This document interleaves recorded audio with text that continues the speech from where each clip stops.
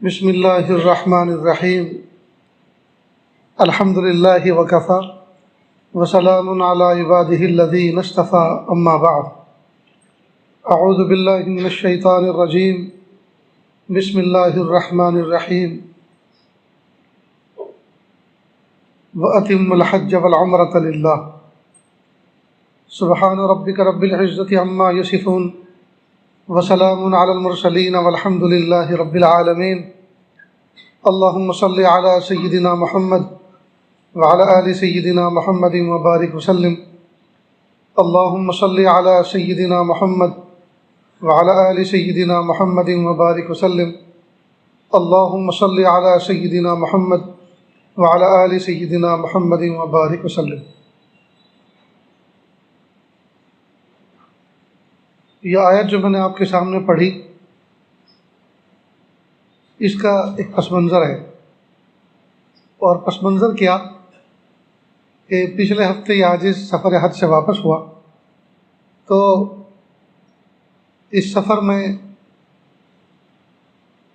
حج کی ترتیب، حج کے ارکان، عمرے کے ارکان، ان کو سامنے رکھتے ہوئے کچھ بات سمجھ میں آئی، تو سوچا کہ اپنا سبق آپ کے سامنے پیش کروں۔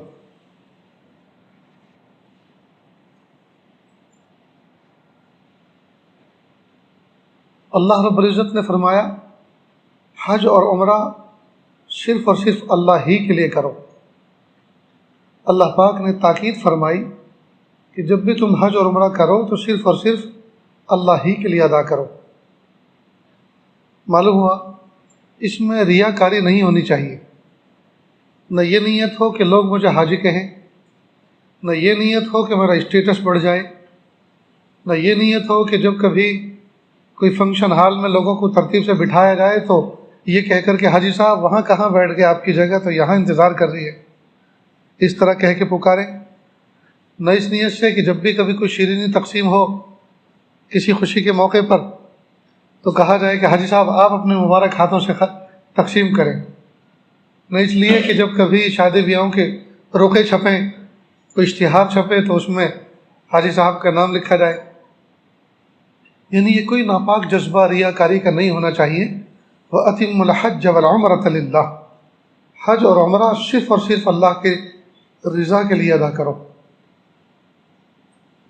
ویسے عبادت حج کے جو افعال ہیں، ان افعال سے یہ پتہ چلتا ہے کہ عبادت وہی بنتی ہے جو اللہ کے حکموں کے مطابق ہو اور حضور کے طریقے کے مطابق ہو۔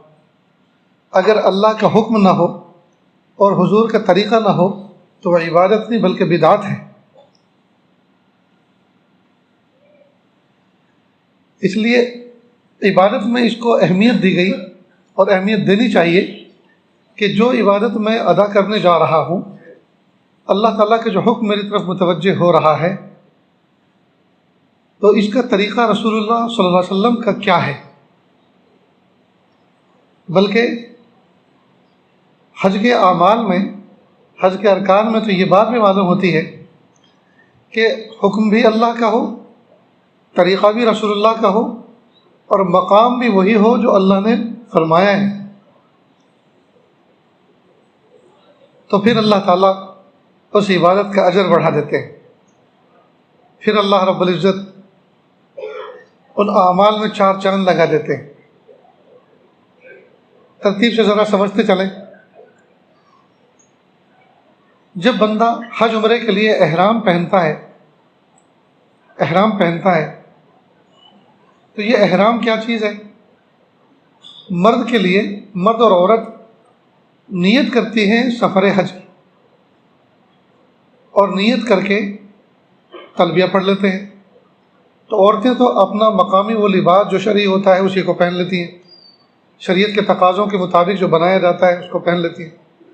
مرد حضرات جو ہیں وہ نیت کے ساتھ ساتھ لباس بھی چینج کرتے ہیں، جو سلا ہوا لباس ہے اس کو ختم کرتے ہیں، اور غیر سلا لباس یعنی نیچے ایک لنگی اور اوپر ایک چادر اس کو اوڑھ لیتے ہیں، اور پھر لبیک اللہم لبیک لبیک لا شریک لک لبیک ان الحمد والنعمت لک والملک لا شریک لک، جس میں شرک سے بیزاری، اللہ سے محبت اللہ کی طرف رغبت، اس کا اعلان ہے۔ بندہ جی دیوانہ وار یہ الفاظ کہتے ہوئے جانب حرم چلتا ہے۔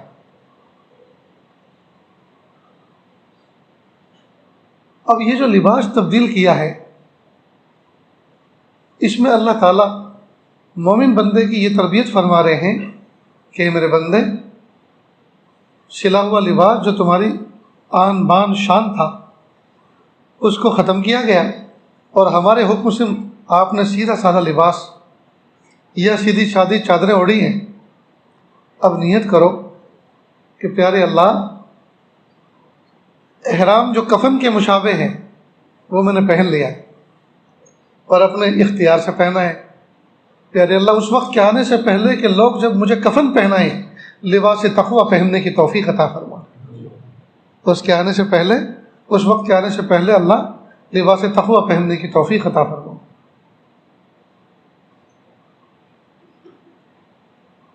پھر بندہ یہ لباس پہننے کے بعد تلبیہ پڑھتا ہے، لبیک اللہم لبیک، میں حاضر ہوں میرے پیارے رب، میں حاضر ہوں۔ لبیک لا شریک لک لبیک، پیارے اللہ میں حاضر ہوں، آپ کا کوئی شریک نہیں، کوئی ساجی نہیں۔ تو شرک سے برات کا اظہار کر رہا ہے۔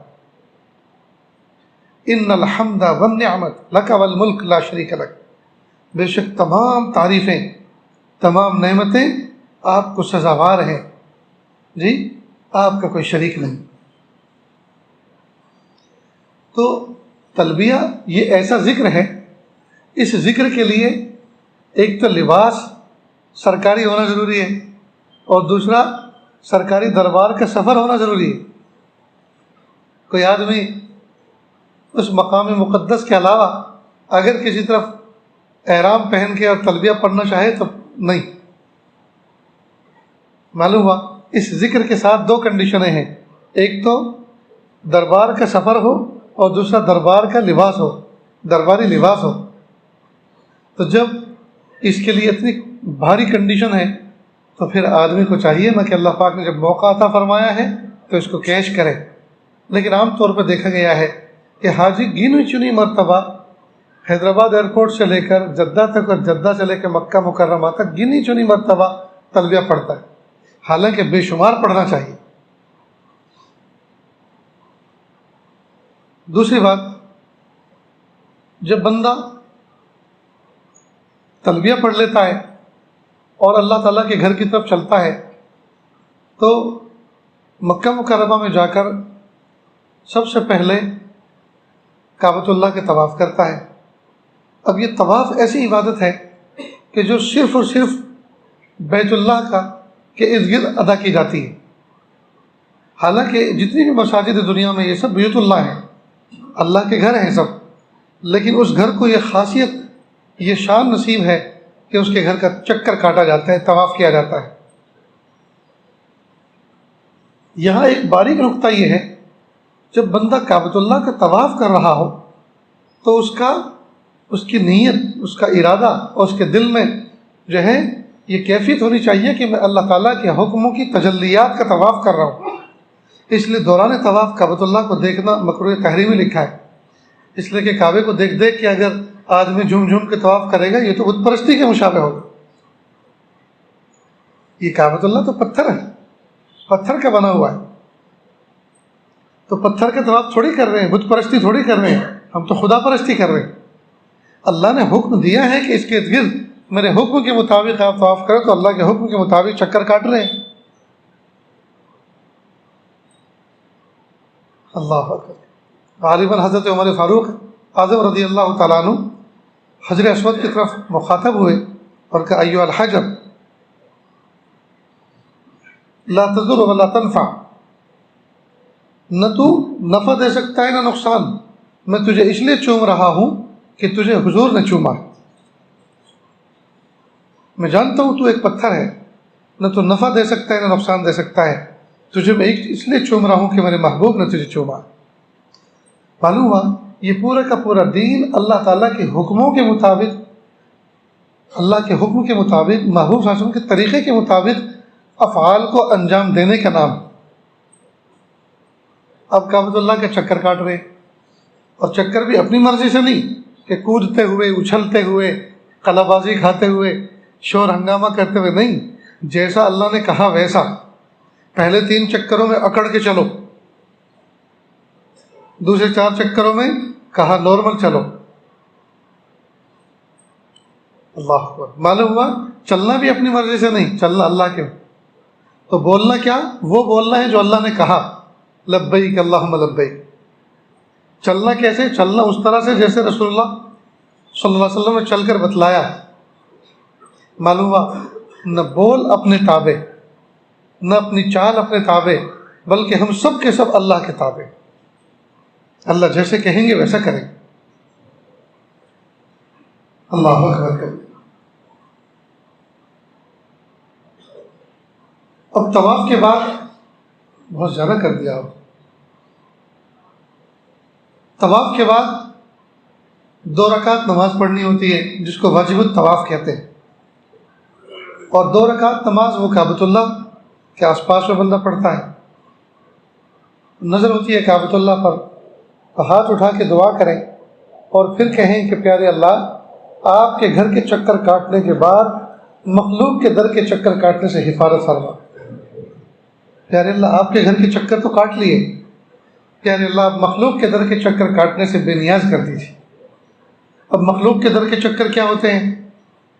بھائی مال دیا تھا، پیمنٹ نہیں مل رہا، پیمنٹ کے لیے چکر کاٹ رہے ہیں۔ قرض دیا تھا، مدت پوری ہو چکی، وہ قرض واپس نہیں کر رہے۔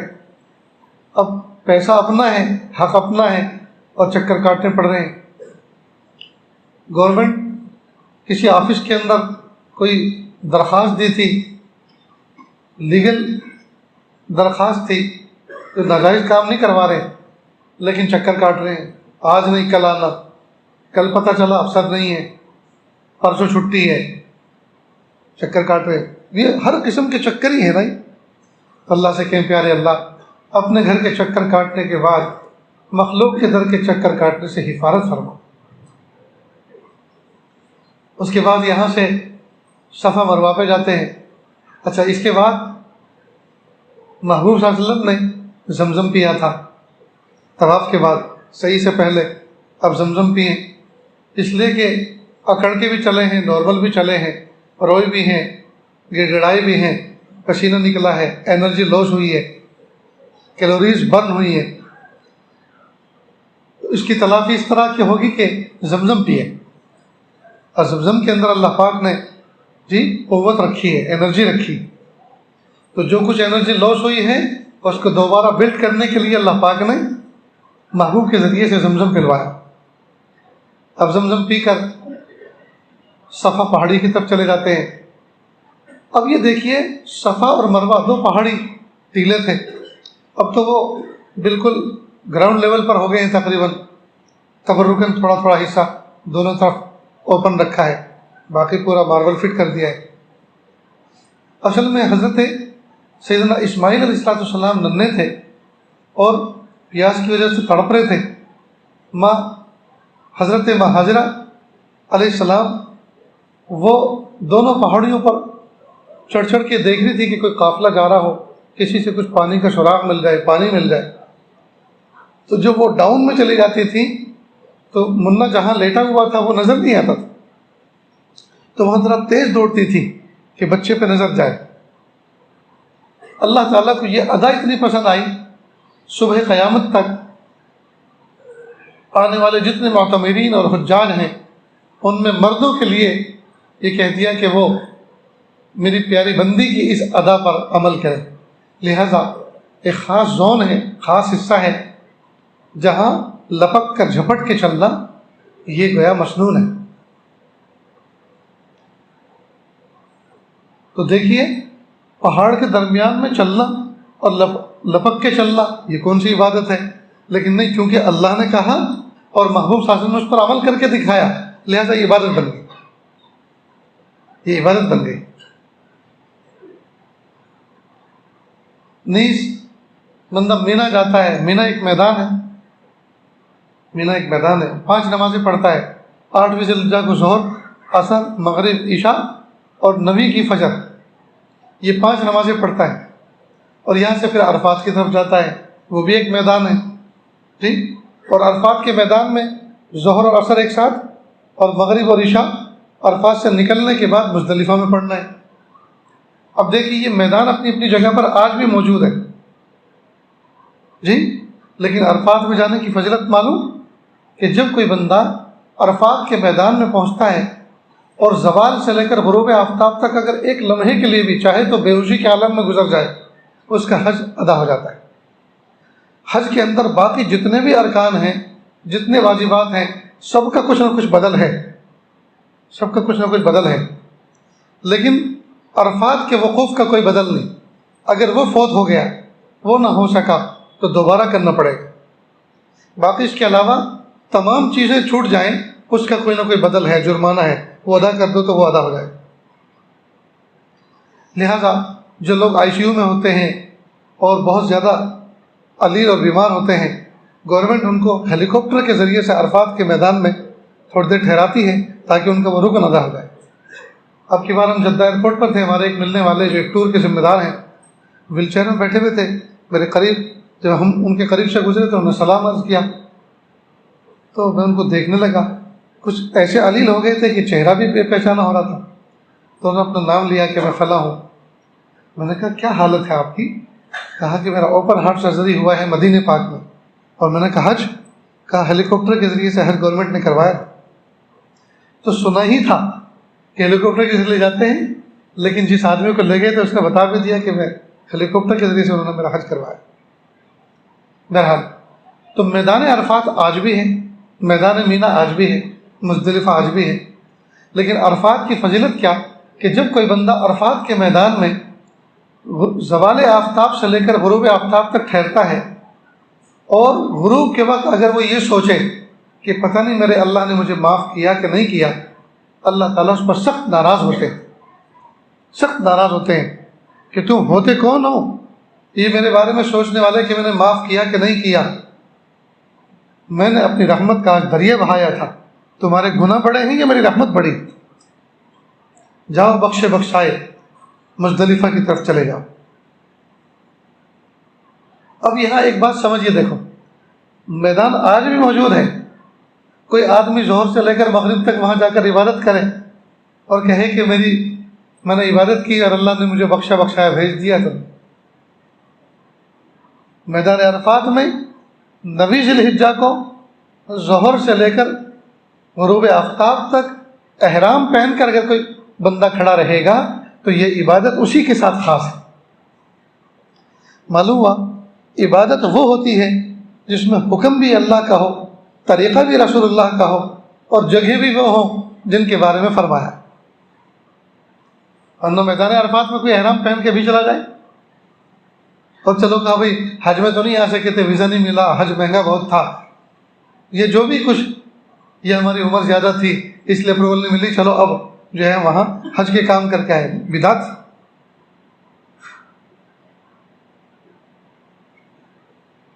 پھر بندہ 10ویں ذی الحجہ کو شیطان کو کنکریاں مارتا ہے، شیطان کو کنکریاں مارتا ہے. عرفات سے تو آ جاتا ہے رات کو مزدلفہ میں، اور یہاں آ کر پہلے مغرب پڑھتا ہے، پھر عشاء پڑھتا ہے، اور مزدلفہ میں رات بھر رہ کر صبح یہاں سے نکلتا ہے، مینا آتا ہے. مینا میں ایک واقعہ پیش آیا تھا. سیدنا ابراہیم علیہ السلام کو ان کے بیٹے کو ذبح کرنے کا اللہ پاک نے خواب میں اشارہ فرمایا تھا متعدد دفعہ.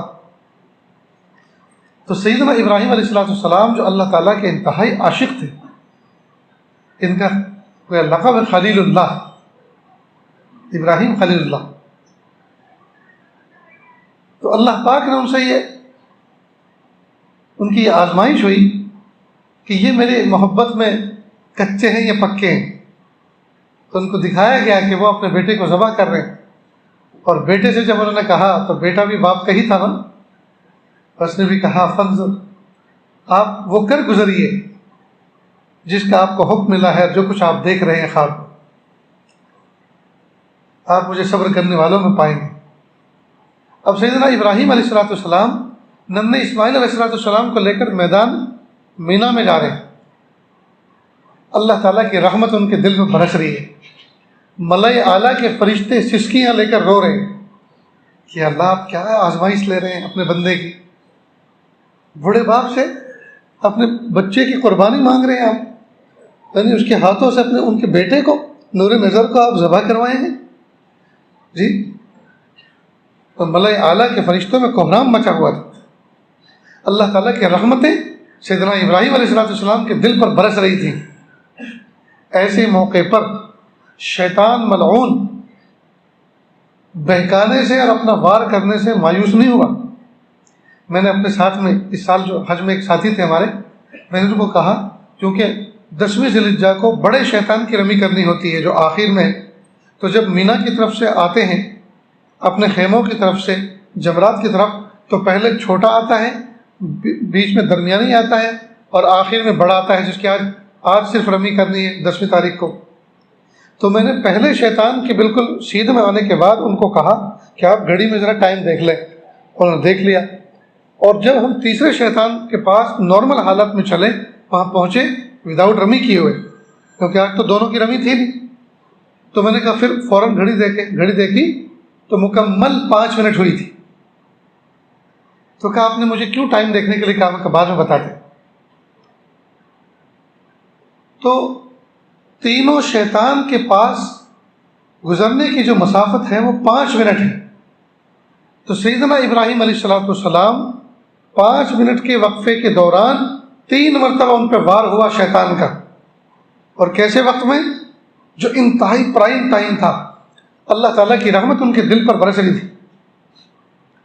تو اتنے جلیل القدر نبی، اتنے پرعزم نبی، اللہ کی محبت میں ڈوبے ہوئے نبی، اللہ کے حکم کے اندر نشاور ہونے والے نبی، جب ان سے وہ مایوس نہیں ہوا اور ان پر اس نے وار کیا، میں تو اور آپ کس کھیت کی گاجر مولی ہیں؟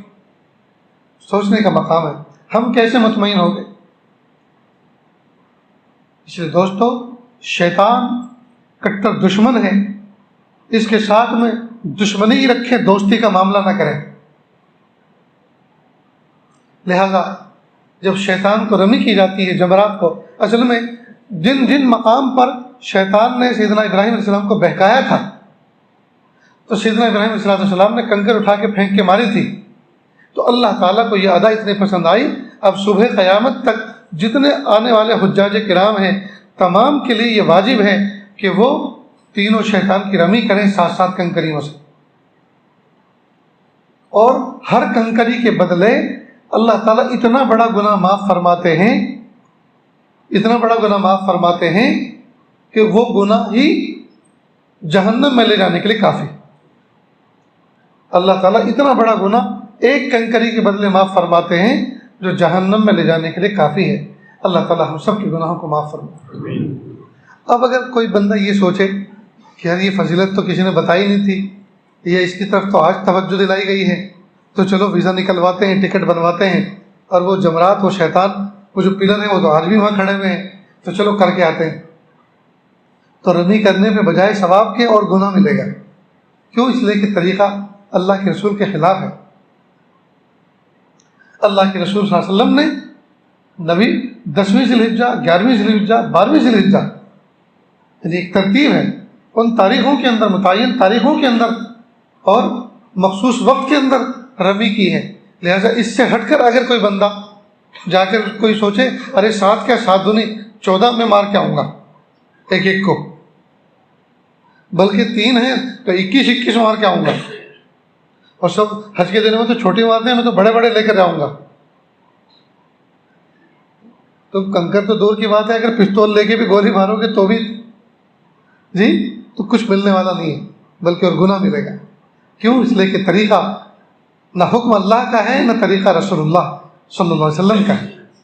معلوم ہوا طاعت و عبادات کے اندر اللہ تعالیٰ کا حکم اور حضور پاک صلی اللہ علیہ وسلم کا طریقہ یہ مطلوب ہے. اور سفر حج کے ذریعے سے اللہ تعالیٰ اس بات کو خوب اچھی طرح سے واضح فرماتے ہیں کہ حکم اللہ کا ہو، طریقہ رسول اللہ صلی اللہ علیہ وسلم کا ہو، اور انداز اور جگہ بھی وہی ہونی چاہیے جو اللہ کے رسول صلی اللہ علیہ وسلم کے ذریعے سے اس کی نشاندہی کروائی گئی. اب دیکھیے 10ویں ذی الحجہ کو بڑے بڑے عقل مند، بڑے بڑے مالدار، بڑے بڑے سمجھدار لوگ پتھر کو پتھر مارتے ہیں، پتھر کو پتھر مارتے ہیں، وہ جو پلر ہیں وہ بھی پتھر کے، اور جو مارا جا رہا ہے وہ بھی پتھر، اور مار کون رہے ہیں؟ بڑے بڑے عقل مند۔ تو لوجک کوئی سمجھ میں آتی نہیں۔ حضرت ابراہیم علیہ السلام نے لائیو شیطان کو مارا تھا تو بات سمجھ میں آئی، اسے بھگایا جا رہا تھا جی، لیکن بس اللہ تعالیٰ کو وہ ادا اتنی پسند آئی، اب اس ادا کی نقل کرائی جا رہی ہے صبح قیامت کے لیے، صبح قیامت تک کے لیے۔ معلوم ہوا یہ دین سراپا نام ہے اللہ تعالیٰ کے حکموں کو ماننا حضور پاک صلی اللہ علیہ وسلم کے طریقے کے مطابق۔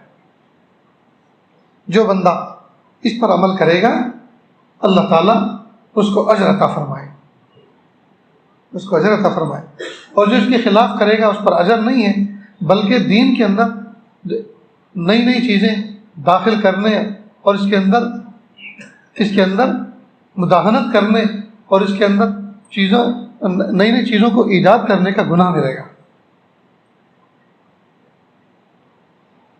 اس لیے دوستو، جو بات جس وقت کہی جائے اور جس عمل کا موقع جس وقت آ جائے اس کو دھیان سے سننا چاہیے اور اس پر دھیان سے عمل کرنا چاہیے۔ جیسے کہ صبح فجر کے بعد بھی آپ کے سامنے ذکر کیا گیا تھا کہ مکہ مکرمہ میں جو حدود حرم ہے، 12-15 کلومیٹر کا ایریا بنتا ہے، حدود حرم کے اندر اللہ پاک نے ریٹ بڑھائے ہیں اعمال کے۔ جو بندہ ایک نیکی کرے گا اللہ تعالیٰ اس کو ملٹیپلائی کر کے اس کا اجر عطا فرماتے 1,00,000۔ اگر کوئی 1 ریال خرچ کرے تو 1,00,000 ریال خرچ کرنے کا اجر۔ اگر کوئی 1 مرتبہ قل ہو اللہ شریف پڑھے تو 1,00,000 مرتبہ قل ہو اللہ شریف پڑھنے کا اجر۔ اگر کوئی 1 مرتبہ استغفر اللہ کہے تو 1,00,000 مرتبہ استغفر اللہ کہنے کا اجر۔ اپنے وطن میں کوئی آج زندگی بھر بھی 1,00,000 مرتبہ استغفر اللہ نہیں کہتا۔ اگر ایک قرآن پاک کی تلاوت کرے، پورا قرآن پاک کا ختم کرے وہاں، تو 1,00,000 قرآن پاک ختم کرنے کا اجر۔ زندگی بھر اپنے وطن میں 1,00,000 قرآن پاک نہیں پڑھے جا سکتے جی، اللہ اکبر کبیرہ۔ تو جب اللہ پاک نے وہاں جانے کا موقع عطا فرما دیا، وہاں جانے کا موقع عطا فرما دیا، تو پھر بندوں کو چاہیے اور اللہ کی بندیوں کو چاہیے کہ وہ تیرے میرے چکر میں اور ادھر ادھر کی باتیں کرنے میں وقت ضائع نہ کرے، وہاں ساتھیوں کو ڈھونڈنے میں اپنا وقت ضائع نہ کرے، کھانے پینے میں اور موج مستیوں میں وقت ضائع نہ کرے، بلکہ وہ اپنے کام میں لگا رہے۔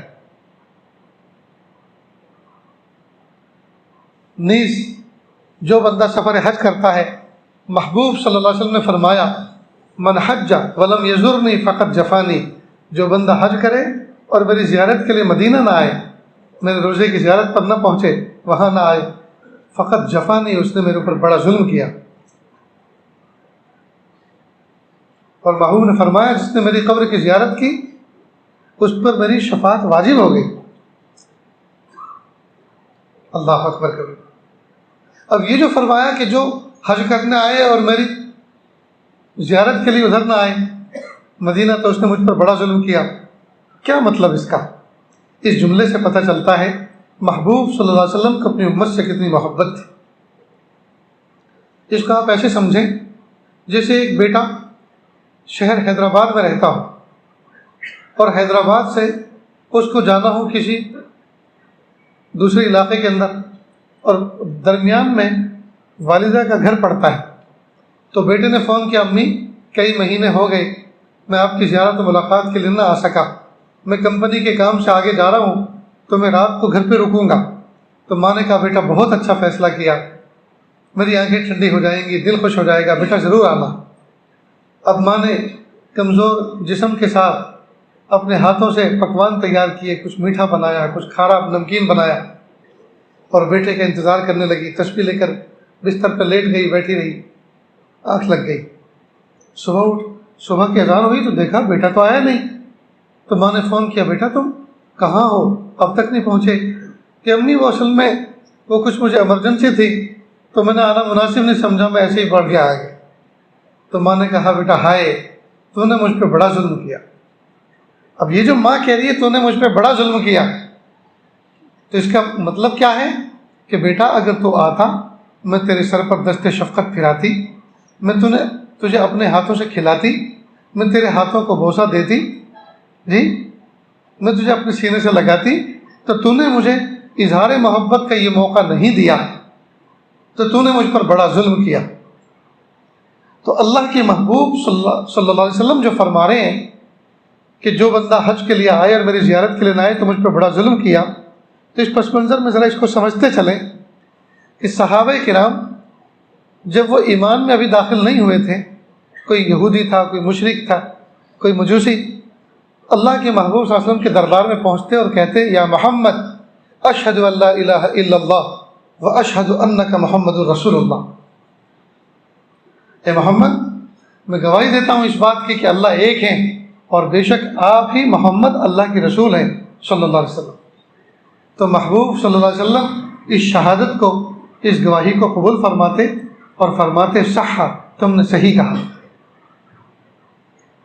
اور اس کے بعد وہ کلمہ پڑھنے والے صحابی کہلاتے، اور قیامت کے دن اللہ کے محبوب صلی اللہ علیہ وسلم اپنے تمام صحابہ کرام کی شفاعت فرمائیں گے کہ میرے صحابی ہیں، میرے سامنے انہوں نے کلمہ پڑھا ہے، گواہی دیں گے۔ میرا اور آپ کا عقیدہ ہے اللہ کے محبوب صلی اللہ علیہ وسلم اپنے قبر اطہر کے اندر حیات ہیں، اور جو بندہ وہاں جا کے سلام پڑھتا ہے اس سلام کو سنتے ہیں، کلام کرتا ہے اس کلام کو سنتے ہیں، اور اپنے مقام سے درود بھیجتا ہے تو اسپیشل فرشتے ہیں جو اس ڈاک کو پہنچاتے ہیں۔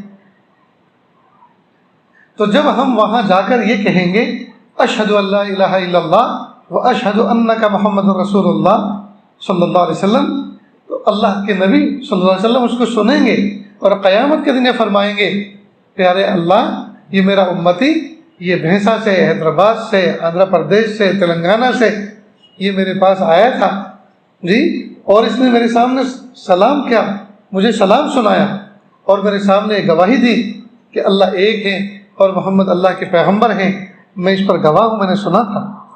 تو اللہ کے محبوب صلی اللہ علیہ وسلم گواہی پیش فرمائیں گے، شفاعت پیش فرمائیں گے۔ تو گویا اللہ کے محبوب صلی اللہ علیہ وسلم یہ فرما رہے ہیں کہ اگر تم مکہ آؤ اور میرے پاس پہنچو تو مجھے کہنے کا موقع ملے گا نا کہ میرا امتی آیا تھا، اور جب تم آؤ گی نہیں تو پھر میں کس بنیاد پر یہ گواہی دوں گا کہ میرا امتی؟ تو تم میرے پاس نہ آ کر مجھے تم نے گواہی کا موقع نہیں دیا، ہائے ہائے تم نے میرے اوپر بڑا ظلم کیا۔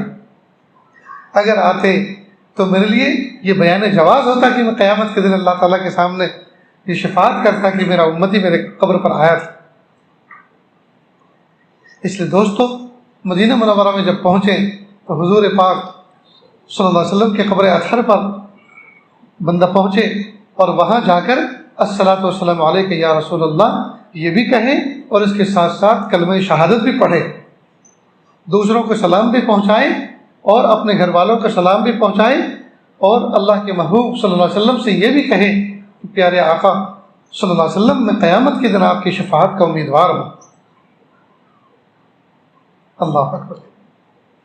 نیز قرآن پاک میں اللہ پاک فرماتے ہیں کہ اگر وہ منافق، اگر وہ برائی کرنے والے، گناہ کرنے والے آپ کے پاس آتے اور آپ سے بھی معافی مانگتے اور اللہ سے بھی معافی مانگتے جی، تو وہ پاتے اللہ تعالیٰ کو غفور الرحیم۔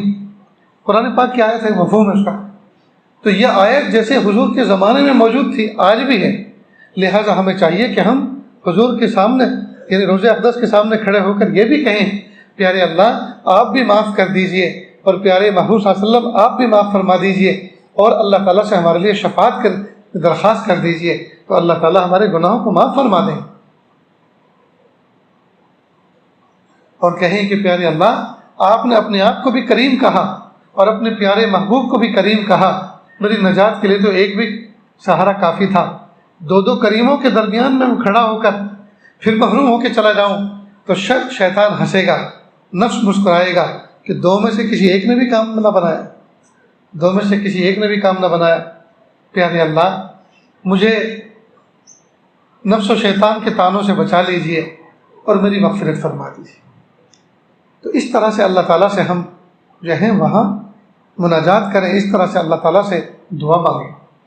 تو بہرحال یہ سفر حج کا جو ہے اور وہاں کے افعال کا تھوڑا سا خلاصہ آپ کے سامنے پیش کر کے یہ بتانا مقصود تھا آج کی محفل میں کہ عبادت وہ بنتی ہے جو اللہ کے حکم کے مطابق ہو اور حضور کے طریقے کے مطابق ہو.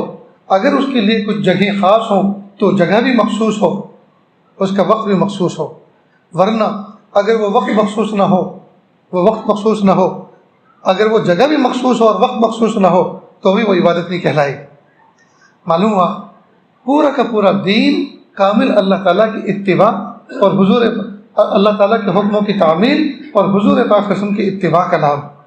اللہ تعالیٰ سے دعا ہے کہ اللہ رب العزت ہمیں کامل متبع بنائے، اللہ تعالیٰ کے حکموں کے مطابق زندگی گزارنے والا بنائے، اور اللہ تعالیٰ بال برابر نافرمانی سے، نمک حرامی سے اللہ ہماری حفاظت فرمائے. ہاں دوستو، نمک حرامی سے اللہ حفاظت. ہم کسی کا دیا ہوا کھائیں اور اسی کی نافرمانی کریں، اسی کی غیبت کریں، اسی کی برائی کریں، یہ نمک حرامی ہے. ہم اللہ کا دیا ہوا کھائیں، اللہ کا دیا ہوا پئیں اور ہم اللہ کی نافرمانی کریں، یہ نمک حرامی ہے اللہ تعالیٰ کی ذات کے بارے میں. لہذا دوستو، اللہ پاک ہمیں نمک حرامی سے بچائے، نمک حلالی کرنے کی توفیق عطا فرمائے. اللہ ہم سب کو ایسا بنا دے ہم اللہ کو پسند آ جائیں. وآخر دعوانا ان الحمد للہ رب العالمین. دن کے لیے آنکھوں کو بند کر لیں، سر کو جھکا لیں، دنیا اور دنیا میں جو کچھ ہے اس سے ہٹ کٹ کے اللہ کی یاد میں ڈوب جائیں. نیت کریں اللہ کی رحمت آ رہی ہے، میرے دل میں سما رہی ہے، میرے دل سے گناہوں کی ظلمت و سیاہی دور ہو رہی ہے. میرا دل کہہ رہا ہے اللہ اللہ اللہ.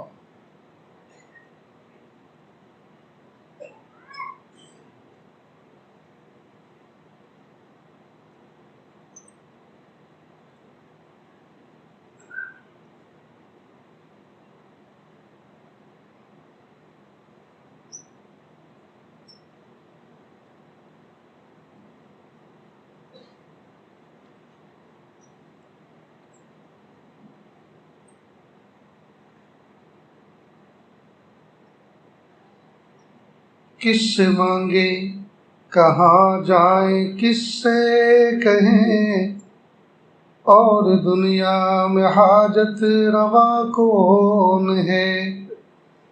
کس سے مانگیں کہاں جائیں، کس سے کہیں، اور دنیا میں حاجت روا کون ہے. سب کا داتا ہے تو، سب کو دیتا ہے تو، اور بندوں کا تیرے سوا کون ہے. رزق پر جس کے پلتے ہیں شاہ و گدا، تجھ احد کے سوا دوسرا کون ہے. کون مقبول ہے کون مردود ہے، کون مقبول ہے کون مردود ہے. بے خبر کیا خبر تجھ کو کیا کون ہے. جب تلیں گے عمل سب کے میزان پر، جب تلیں گے عمل سب کے میزان پر، تب کھلے گا کہ کھوٹا کھرا کون ہے. تب کھلے گا کہ کھوٹا کھرا کون ہے. اے فقیر سی کو تو فضل باری سمجھے، اے فقیر سی کو تو فضل باری سمجھے، ورنہ تیری طرف دیکھتا کون ہے. ورنہ تیری طرف دیکھتا کون ہے. کس سے مانگیں کس سے مانگیں کہاں جائیں، کس سے کہیں، اور دنیا میں حاجت روا کون ہے.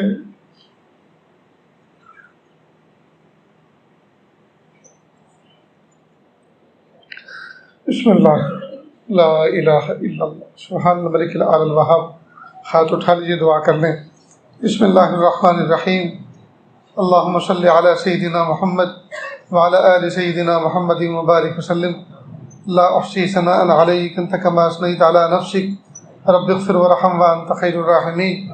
حسبی اللہ لا الہ الا ہو علیہ توکلت وهو رب العرش العظیم.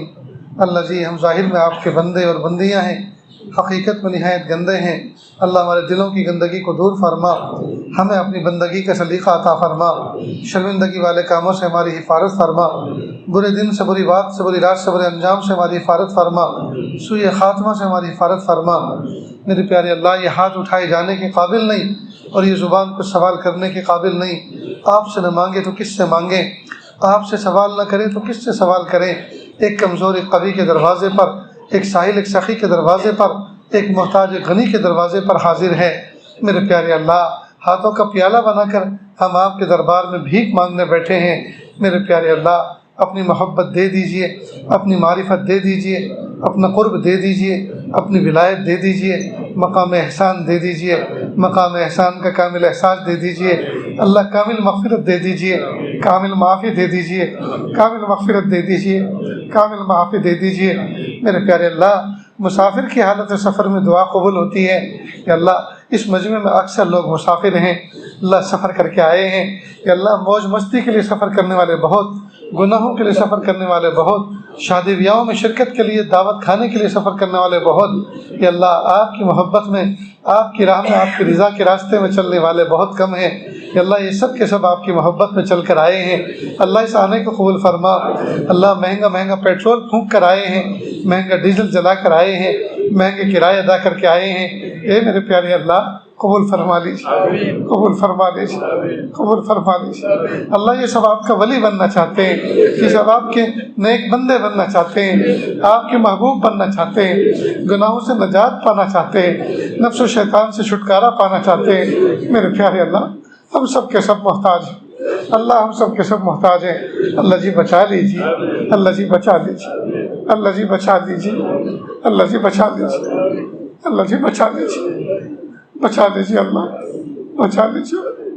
پیارے اللہ بچا لیجیے، گناہوں سے بچا لیجیے، نفس و شیطان سے بچا لیجیے، تقویٰ دے دیجیے، پاکیزگی دے دیجیے، معرفت دے دیجیے، قرب دے دیجیے، ولایت دے دیجیے۔ عزت ملنے کے بعد ذلت و رسوائی سے بچا لیجیے، کہ اللہ عزت ملنے کے بعد ذلت و رسوائی سے بچا لیجیے، ایمان ملنے کے بعد کفر کا کلمہ پڑھنے سے بچا لیجیے، آپ کا بننے کے بعد مخلوق کا بننے سے بچا لیجیے۔